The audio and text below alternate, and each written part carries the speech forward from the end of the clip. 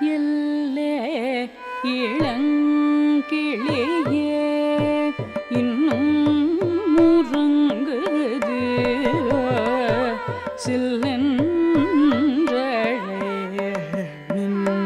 நங்கை மேற் போதருகின்றேன் வல்லை உன் கட்டுரைகள் பண்டே உன் வயருகும் வல்லீர்கள் நீங்களே நனதனையிடுக ஒல்லையே நீ போதாய் உனக்கென்ன வேறுடை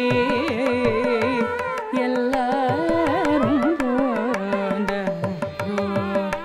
போந்தார் போந்தன்னே கொள் வல்லானை கொன்றானை மாற்றாரை மாற்றழிக வல்லானை மாயனை படேலோரும் பாவாய்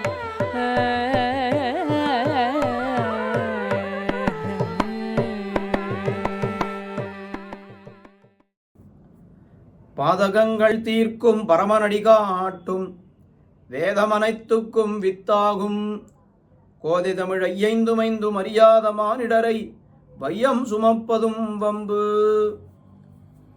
வேதம் அனைத்துக்கும் வித்தாகும் கோதை தமிழ் என்கிற பெருமை பெற்றது திருப்பாவை. ஒவ்வொரு பாசுரத்திலேயும் மிக மிக உயர்ந்த சாஸ்திரார்த்தத்தை ஆண்டாள் நாச்சியார் நமக்கு காட்டிக்கொண்டே வருகிறாள்.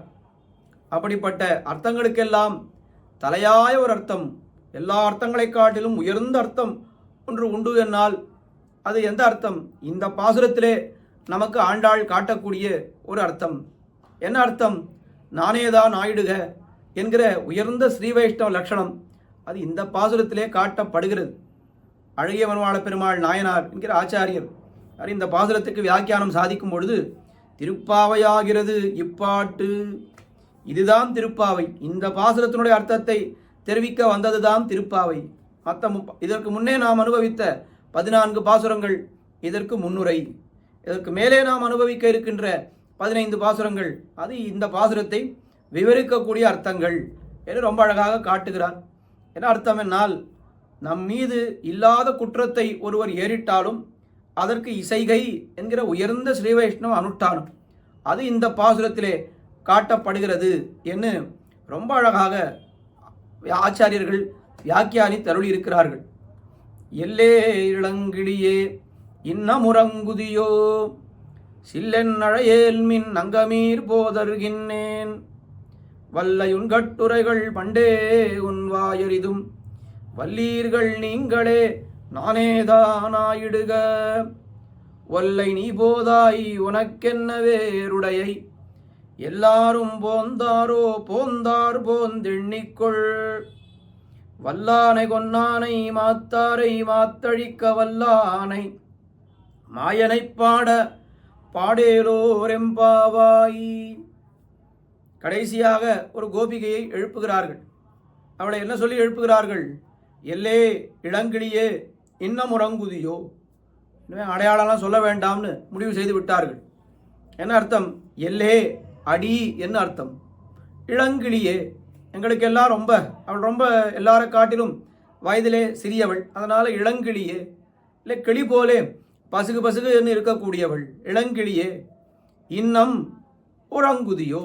நான் இத்தனை பேர் நாங்கள் எழுப்பிக்கொண்டு பந்தாயிடுத்து, இன்னுமா நீ தூங்கிக் கொண்டிருக்கிறாய் என்ன இவ்வளவுதான் சொன்னார்கள். ஆனால் உள்ளே இருப்பவளுக்கு ஒவ்வொரு வார்த்தையும் கோபத்தை ஏற்படுத்தி விட்டது. எல்லே அப்படின்னா என்ன அர்த்தம்? அடி என்று ரொம்ப உரிமையோடு அவர்கள் கூப்பிட்டார்கள். ஆனால் இவளுக்கு என்ன கோபம்னா, ஒத்தொத்தரையும் சொல்லும் பொழுது நாயகப் பெண் பிள்ளாய் கோதுகலமுடைய பாவாய் அருங்கலமே கோவலர்தம் பொற்கொடியே நற்செல்வன் தங்காய் போதரி கண்ணினாய் நாவுடையாய் என்னென்ன வார்த்தைகள் எல்லாம் சொல்லி அழைத்தீர்கள்.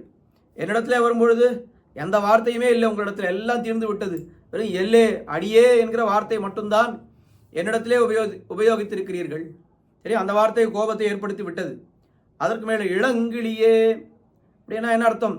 ஏதோ நான் மட்டும் இங்கே நீங்கள்லாம் பணியிலே நிற்கிறீர்கள் என்றும், நான் மட்டும் இங்கே படுக்கையிலே ரொம்ப பஞ்சனையிலே ரொம்ப சந்தோஷமாக இருக்கிறேன் என்று நீங்கள் நினைத்து கொண்டிருக்கிறீர்கள். ஆனால் உண்மையில் நானும் கடனை பிரிந்த வருத்தத்திலே வாடித்தான் கிடக்கிறேன். அப்படி வாடி கிடக்கிற என்னை பார்த்து இளங்கிளியே என்று சொன்னால் அது இவளுக்கு ரொம்ப கோபம் வந்து விட்டது. மூன்றாவது வார்த்தை இன்னம் உறங்குதியோ. இன்னுமா நீ தூங்கி கொண்டிருக்கிறாய் என்னால் என்ன அர்த்தம்? இன்னுமா அப்படின்னா என்ன, மணி என்ன 10 ஆயிடுத்து, இன்னும் இப்போ தான் 10 பேர் எழுப்பியிருக்கிறேன், இன்னும் பொழுதெல்லாம் கூட விடியவில்லை, நான் ஏதோ கும்பகர்ணனை போல ரொம்ப நாளி தூங்கினா போல இன்னம்னு ஒரு வார்த்தை. அதுக்கு மேலே உறங்குதியோ. உங்கள் மாமா பொண்ணை சொல்லும் பொழுது எப்படி சொன்னீர்கள்? துயிலன மேல் கண் வளரும் மாமான் மகளே, எவ்வளோ கௌரவமாக சொன்னீர்கள். என்னிடத்திலே வரும்பொழுது உறங்குதியோ என்று ரொம்ப சாதாரண வார்த்தையை சொல்கிறீர்கள். ஏன்னா 4 வார்த்தைக்கும் அவளுக்கு ரொம்ப கோபம் வந்து விட்டது. உடனே அவள் என்ன பதில் சொன்னாள்? சில்லென்றழையேல் மின் நங்கை மீர் போதர்கின்றேன். ஐயோ, நீங்கள்லாம் யார் ரொம்ப பெரியவா? நங்கை மீர் ரொம்ப பெரியவா நீங்கள்லாம். நம்ம சொல்லியா ஒருத்தர் கோபம் வந்தாக்கா, சுவாமி நீரெல்லாம் ரொம்ப பெரியவர், எங்கள் ஆத்துக்கெல்லாம் வருவீரா, என்னோடலாம் பேசுவீரா, இப்படி சொல்லுவோமே. அதுபோல நங்கமீர் சில்லென்றழையேல் மின், ரொம்ப சள்ளென்று என் மீது விழாதீர்கள். நங்கமீர் போதருகின்றேன், தோ வந்து கொண்டிருக்கிறேன் என்ன அவள் சொன்னாலும். உடனே இந்த வார்த்தையை கேட்டு வெளியிலே இருப்பவர்களுக்கு இன்னும் கொஞ்சம் அவர்களுக்கு கோபம் வந்து விட்டது. மேலே இருக்கக்கூடிய ஒரு உரிமையினாலே இப்படி ஒரு வார்த்தையை சொன்னோம், ஆனால் அதுக்கு என்னமோ நீங்கள் சில்லென்றழையல் மின்னு ரொம்ப பெரிய வார்த்தையை நீ உபயோகித்து விட்டாய். நீ எப்பேற்பட்டவள்? வல்லை உன்கட்டுரைகள் பண்டே உன் வாயறிதும். நீ வல்லை, ரொம்ப நன்றாக பேசக்கூடியவள், வாயாடி என்று இன்னைக்கு நேத்தா எங்களுக்கு தெரியும், ரொம்ப நாளாக தெரியும். பண்டே உன் வாயறிதும் அப்படின்னு சொன்னாலும் உடனே இவளுக்கு மறுபடியும் ஏற்கனவே கோபத்தில் இருக்கிறாள் உள்ளே இருப்பவள், இன்னும் கோபம் அதிகமாகிவிட்டது. வல்லீர்கள் நீங்களே அப்படின்னு சொன்னான். ஐயோ, நானா வல்லை, நானா ரொம்ப வாயாடி, நீங்கள் தான் வல்லீர்கள். ஏன்னா நம்ம குழந்தைகள்லாம் சொல்லுமே, நீ பைத்தியம், உங்கள் அப்பா பைத்தியம், உங்கள் தாத்தா பைத்தியம், அந்த மாதிரி நீங்கள் எல்லோரும் வல்லீர்கள் அப்படின்னு அவள் சொன்னாலும். உடனே சொன்னவள் ஒரு நிமிடம் யோசித்து பார்த்தாள். ஐயோ, ஸ்ரீ வைஷ்ணவர்கள் எல்லாம் நம்முடைய கிரகத்தினுடைய வாசலிலே வந்து நிற்கிறார்கள், அவர்களிடத்திலே நாம் ஏதோ வந்து அவர்களை அழைத்து கௌரவப்படுத்த வேண்டி இருக்க வாயாடின்னு இருக்கோம், அவரோட நம்ம வாக்குவாதம் பண்ணிட்டு இருக்கோம்.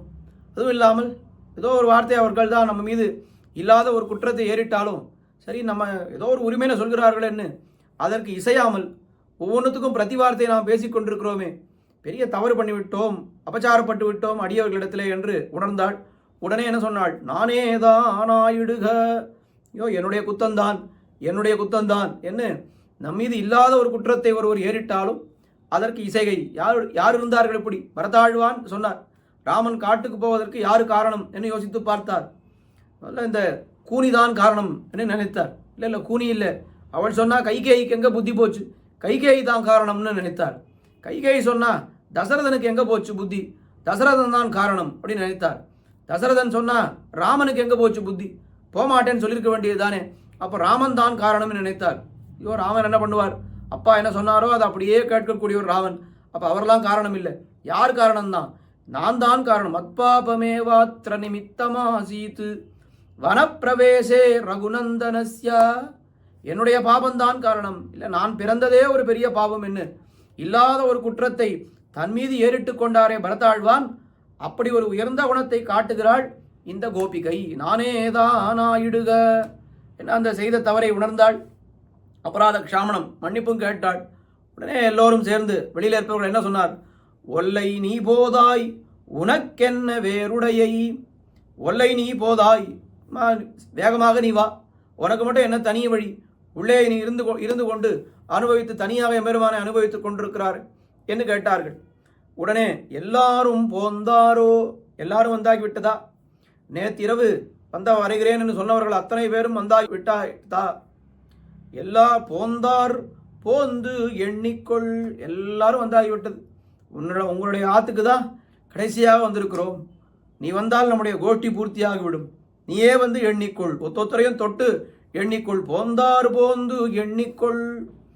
நாம் எல்லோரும் சேர்ந்து என்ன பண்ண போகிறோம்? வல்லானை கொன்னானை, கோரையாபிடம் என்கிற யானையை கொன்ற கண்ணபிரான், மாத்தாரை மாத்தழிக்க வல்லானை, விரோதிகளை எல்லாம் அப்படியே கிழங்கோடு அழிக்கக்கூடிய கண்ணபிரான், அந்த மாயன், ரொம்ப ஆச்சரியமான சேட்டிதங்களை எல்லாம் பண்ணக்கூடிய கண்ணபிரானை நாம் எல்லோரும் சேர்ந்து பாடப்போகிறோம், வா என்று அழைக்கிறார்கள். இந்த பாசுரத்திலே பல பல தனிச்சிறப்புகள் உண்டு. இதுவரை 9 பாசுரத்திலே வெளியிலே இருப்பவர்கள் சொன்ன வார்த்தை மட்டும்தான் பாசுரத்திலே இருந்தது. ஆனால் அதை கொண்டு உள்ளே இருப்பவள் என்ன வார்த்தை சொல்லியிருப்பாள் என்று நாம் ஊகித்துதான் அறிந்து கொண்டோம். ஆனால் இங்கே வெளியிலே இருப்பவர்கள் ஒரு வார்த்தை, உள்ளே இருப்பவர்கள் ஒரு வார்த்தை என்ன மாறி மாறி இருக்கிறது. ஏன் அப்படி இருக்கிறது என்னால், இந்த நானேதான் ஆயிடுக என்கிற அனுஷ்டானத்தை, அது ஒரு நானேதான் ஆயிடுக என்கிற உயர்ந்த அர்த்தத்தை ஒரு அனுஷ்டானத்திலே காட்ட வேண்டுமே. அது ஏதோ நீயேதான் ஆயிடுக என்ன உபதேசத்திலே காட்டினால் போராது, அது அனுஷ்டானத்திலே காட்ட வேண்டும் என்பதற்காக அப்படி அமைத்தாள் ஆண்டாள். சரி, வெளியிலே இருப்பவர்கள் அந்த அனுஷ்டானத்தை காட்டியிருக்கலாமே என்று சொன்னால், அப்பேற்பட்ட அனுஷ்டானம் அது ஒரு கூட்டமா அத்தனை பேருக்கெல்லாம் வராது, யாரோ ஒருத்தருக்கு தான் வரும். ஓரொருவர் உண்டாகில் அத்தனை கான் உள்ளமே எல்லாருக்கும் அண்டாத தன்னோவது. யாரோ ஒரு அதிகாரிக்கு ஏதோ ஒரு காலத்திலே ஏதோ ஒரு இடத்திலே தான் அப்படிப்பட்ட உயர்ந்த அனுஷ்டானம் ஏற்படுமே தவிர எல்லோருக்கும் எல்லா சமயத்திலும் ஏற்படாது என்பதை தெரிவிப்பதற்காக அது உள்ளே இருப்பவள் வார்த்தையாக வைத்து இந்த விஷயங்களை எல்லாம் காட்டினார்கள். திருப்பாவையிலே மிக மிக உயர்ந்த பாசுரம் இது.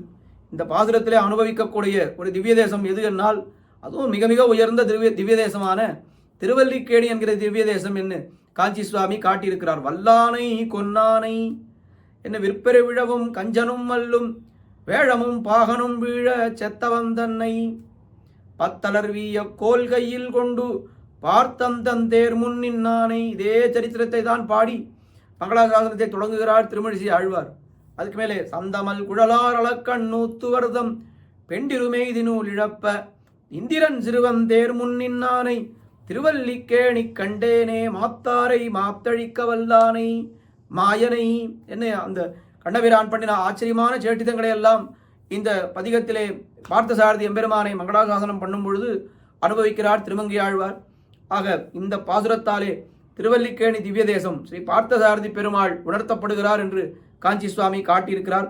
தொடர்ந்து அனுபவிப்போம். ஆண்டாள் திருவடிகளே சரணம்.